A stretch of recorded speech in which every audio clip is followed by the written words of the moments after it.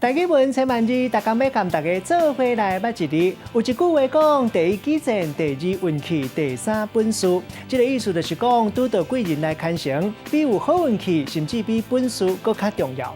今仔日要甲大家小解这一字，咱同齐来看到，这就是“箭”，读字眼“箭”第三条。古早大字字典解说讲，这字“箭”本地意思是水底水草，有草树的意思。有一个词讲是箭草。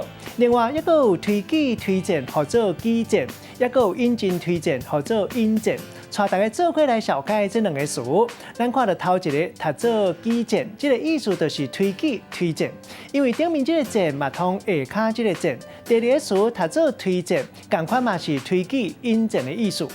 咱用一句话来举例，甲这两个词合做伙。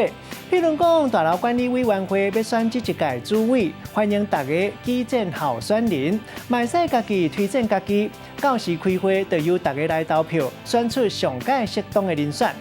今仔日小解这一字读做“荐”，提供给观众朋友来参考。